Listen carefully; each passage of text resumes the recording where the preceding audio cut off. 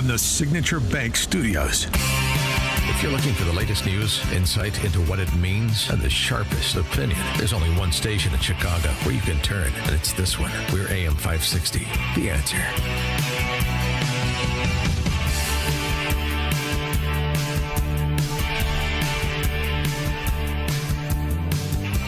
Top of the morning, Dan and Amy. Interesting comment from Tim Burchett. He's a Republican congressman from Tennessee on what he anticipates DoGE will find as DoGE continues to dig in. I think you're going to see a paper trail come back to Washington, D.C., and that's why I think a lot of people are nervous, and you'll see a lot of retirements because they are stealing from the American taxpayer, and now they've got their hand caught in the cookie jar, and all they can do is attack Elon Musk. We'll see. I mean, I'm not just misallocation of funds or spending money in places that if the American people knew, they wouldn't be too pleased, but actually stealing money, actually embezzling money from taxpayers. Well, we'll see. We'll see. It's a bold statement. It is. I mean, other people suspect as much. When you have trillions of dollars sloshing around, it wouldn't come as a surprise if some people found it irresistible to figure a way to navigate some of those dollars into their pockets illicitly. John Fetterman, Senator Slingblade, had this to say about Elon Musk. I want to save billions of your money and make our government more efficient. Rummaging through your personal blank is not that. A party of chaos loses always. Citing a political story, possible DoGE access to private taxpayer data sparks outcry. Musk responding to Senator Slingblade, by the way, who's not some erstwhile ally of the center right or conservatives or the Trump administration, just because he voted up a cabinet secretary or two and he supports Israel's right to exist. He's a hack. What again? The sort of Republican center right fascination with seeing things for how they're not when it comes to leftists that are trying to get the left to be better at being the left in terms of their electoral success. Bill Maher comes to mind as another such example. Contain your enthusiasm. Anyway, Musk responding to Fetterman, bruh. If I wanted to rummage through random personal blank, I could have done that at PayPal. Hello? Having tens of millions of people marked in Social Security as alive when they are definitely dead is a huge problem.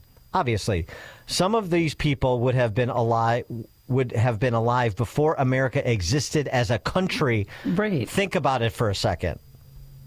He's got people that are apparently in Social Security roles. In the following age ranges. Okay, this is great. And you know these people didn't Botox, but yes, go on. What are their ranges? 360 to 369 years old, there is one. 240 to 249, there's one. 220 to 229, there's more than 1,000. 210 to 219, there's 866. And on down the line. When you get into the hundreds... It's pretty deep. I like 100 to 199 with 448 people. It's a good age group. 100. I mean, it's all 190 to 199. Yes. Yeah. Right. But I mean, people. I mean, who knew? 140 to 149 years old. There's 3.5 million people in America that are over 140. I bet they take balance of nature. There's probably they're on some sort of regimen. And I tweeted out how many of these people are registered to vote. You know, I don't know. It's just all a hot mess. And Michael Steele, yes, RNC chairman 14 years ago. Oh, he laid it. He's unhinged. They got your data, dog. They got all your stuff. Elon Musk has his tentacles in everything you're doing, and nobody seems to give a damn. So that's all I want, somebody to show that they care enough to get off their and say something about it. Yeah, right. That's so wonderful. Bravo. Yay. So, I mean, unglued is their resting state. And so this is what they're currently unglued about. I mean, of course you know they're unglued about it. They got protest songs. Here's another one yesterday. Oh, no. They keep on moving forward. Keep on moving forward.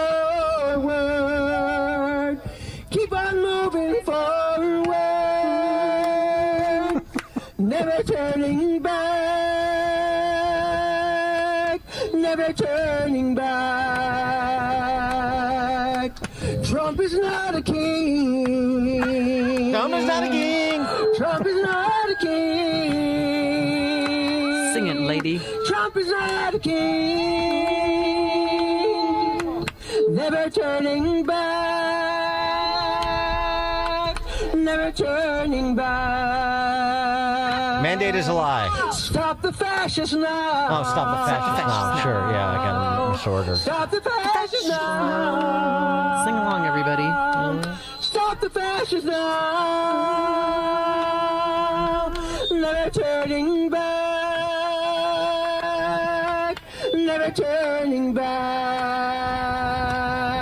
The mandate is a lie? Mandate is a lie. Yeah, there it is. There you Yeah. go. Thank you, Dan. Mandate is a lie. Mandate is a lie. Are we ever turning back? No, I didn't think so. Yeah, exactly. I mean, I could listen to that all day. Actually, that guy does have some pipes. I think it's a guy. No, that's a woman, isn't it? Well, No, I don't know. knows? I think it's a dude. It Okay. doesn't matter. I mean, who knows what these things are anymore? Who knows what a woman is? Certainly not Ketanji Brown Jackson.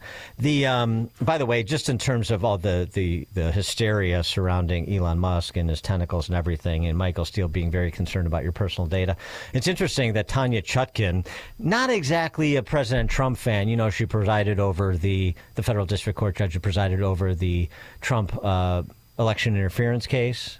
Mm-hmm.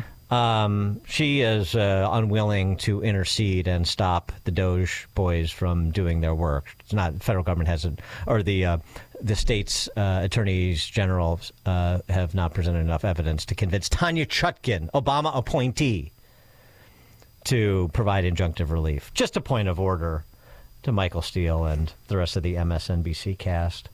For more on all of this, we're pleased to be joined by, I was about to say Adam Mill, but he has come out of the shadows and he is not using his nom de plume. William Edwards joins us to talk about DoGE. Just a quick backgrounder.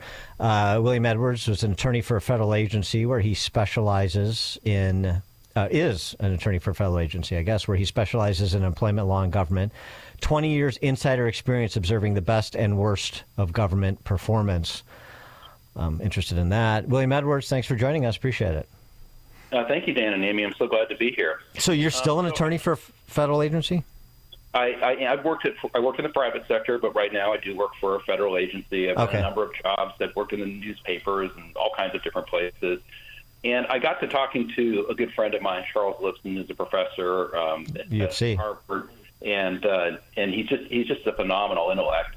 And we got to talking about how agencies get more money the harder they fail. I mean, if you think about the great failures in intelligence and law enforcement over the last several decades, FEMA after Hurricane Katrina, the Pentagon after September 11th, the FBI, the DoJ after Russia collusion hopes, what happens to their budget? They go up. And the bigger the failure, the more they go up. So why does that happen? I mean, is that because Congress likes failure? I mean, we can say a lot of bad things about Congress, but I don't even think Democrats want these agencies to fail.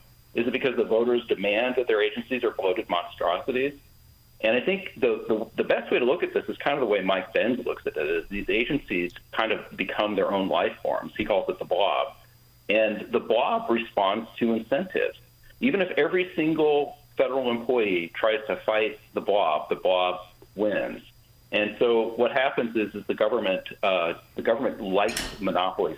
These agencies like monopolies. If they get a monopoly over a function, then they can threaten Congress when they fail that they'll fail harder if they don't get more money.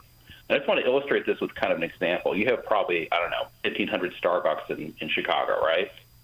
Yeah. One across the street from every other constituent. Imagine if the government took over Starbucks in Chicago. What would the first thing they would do?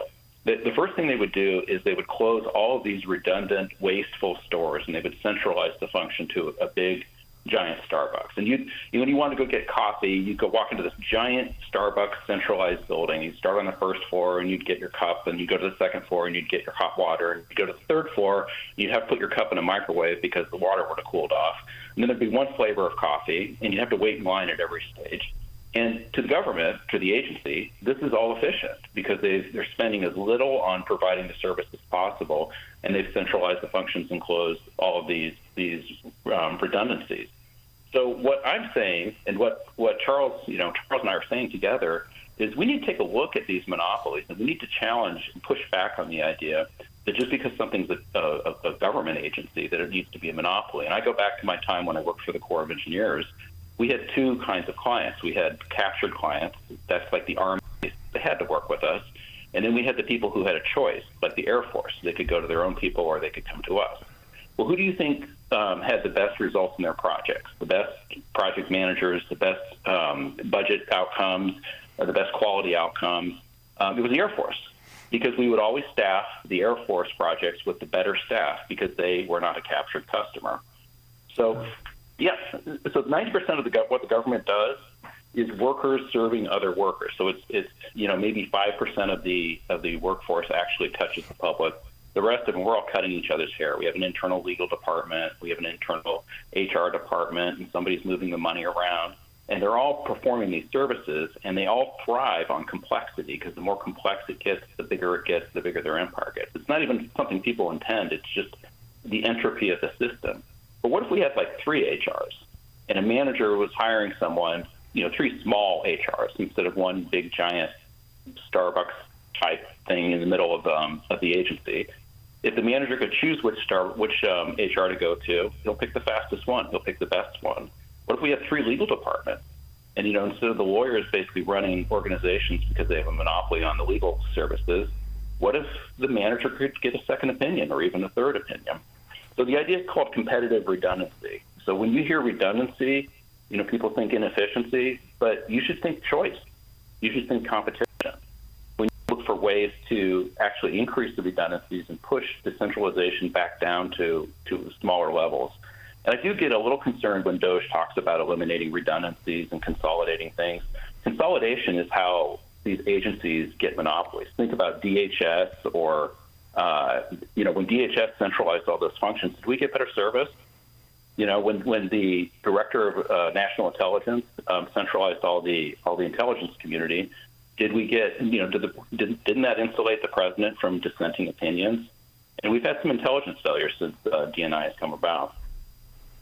Well, the only thing I'd say about that is competitive redundancy. I'm sort of open-minded. I know what you're saying, but it has to start with the predicate question of, is this something government should be in the business of doing, period? Because, of course, public choice theory helps us understand why government is just intrinsically less efficient than the private sector, because there is no bottom line sensitivity and people don't spend other people's money as judiciously as they spend their own. Right. So that's exactly what Elon Musk says. Before we go about fixing something or making it more efficient, we should first ask whether that function should even be done at all. Deletion is sometimes the most efficient choice. But if we do decide a function is important, and we just rely on one monopoly to perform that function, for these agencies that are monopolies, failure is their business model. They make more money when they fail. So they don't do it on purpose. But the organizational dynamics create a very fragile system that is prone to failure and very difficult to investigate. It's just much better. The system's more stable if you have choices in the system. Think about how many ways we have to pay for things. You have Venmo, you have cash. And if the system ever centralized into a single form of payment controlled by the government, like imagine if it was just digital currency controlled by the government. There's no barter, no cash, no anything. Our economy would crash to zero. The redundancy is what makes it stable. And the redundancy is what makes it competitive and makes it cheap. So I think a little bit more redundancy and a little bit more competition in the government would go a long way to help out what Mr. Musk is trying to accomplish, which I fully support. William Edwards, attorney for a federal agency where he specializes in employment law and procurement, 20 years insider experience observing the best and worst of government performance. Check out his piece, DoGE Will Only Work When Government Agencies Compete, as he was explaining. That's at The Spectator. William Edwards, thanks for joining us. Appreciate it. Thank you so much. All the best. Thank you. And excuse me, he joined us on our turnkey.pro answer line. Before you see it on TV.